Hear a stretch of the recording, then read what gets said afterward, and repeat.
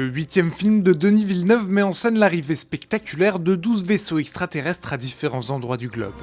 Une linguiste incarnée par Amy Adams est chargée d'établir un premier contact afin de comprendre les raisons de leur venue.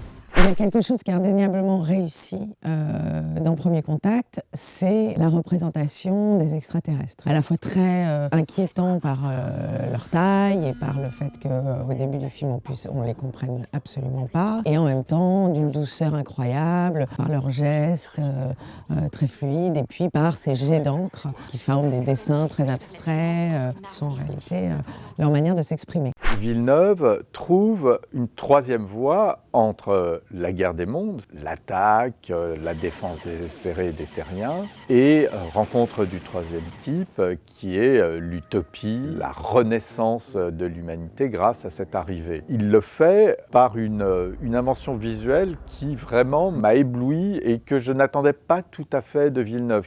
Il a fait des films comme Incendie, Prisoners, etc. C'est pas un cinéaste qui s'est distingué par une forme ni d'élégance, ni de grâce, ni de subtilité. Et là, en réalité, en dehors de ces scènes d'extraterrestres qui sont effectivement très réussies, je trouve que le film est pâteau aussi bien dans le scénario que dans la forme. Denis Villeneuve aime bien brasser des grandes idées et le fait pas toujours avec beaucoup de légèreté. Il y a quelque chose que j'ai trouvé subtil dans le film, c'est la question de la langue, de la communication, des signes, du signifié. Il y a beaucoup de choses qui jouent là-dessus, même avant qu'on aperçoive pour la première fois les extraterrestres. Tout ça me paraît assez excitant intellectuellement, surtout si on compare au tout venant de la production de science-fiction américaine de ces dernières années.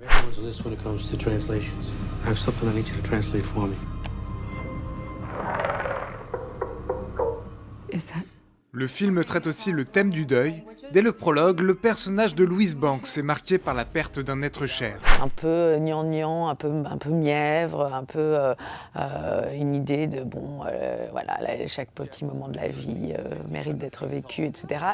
Je ne pense pas que le film de Denis Villeneuve soit mièvre. Je pense qu'il est plus intéressant dans sa recherche et dans sa représentation des grands questionnements que, effectivement, dans l'étude fine du rapport entre une mère et sa fille, rapport qui est placé sous l'ombre de la mort. Elle est en proie à une sorte de grande mélancolie, il y a quelque chose de complètement dévitalisé chez elle. Et c'est vraiment quelque chose qui est extrêmement dans l'air du temps. Il y a beaucoup de films de réparer les vivants. Il y a un très très beau film qui va sortir bientôt qui s'appelle Manchester by the Sea. Ça revient beaucoup des histoires de parents qui refont un apprentissage de la vie, mais comme ça dans un espèce d'univers de cendres. Je me demande, en voyant tous ces films qui parlent de deuil, qui sont sortis, qui vont sortir, si c'est pas aussi le symptôme du deuil anticipé d'un monde qu'on sait voué à disparaître, et du coup on s'installe dans une position de deuil permanent, et de ce point de vue-là, Premier Contact est tout à fait en phase avec l'époque. Après cette première incursion remarquable dans le domaine de la science-fiction, Denis Villeneuve est aux commandes de la suite de Blade Runner de Ridley Scott, l'un des piliers du genre, sortie prévue fin 2017. Well, they're not leaving.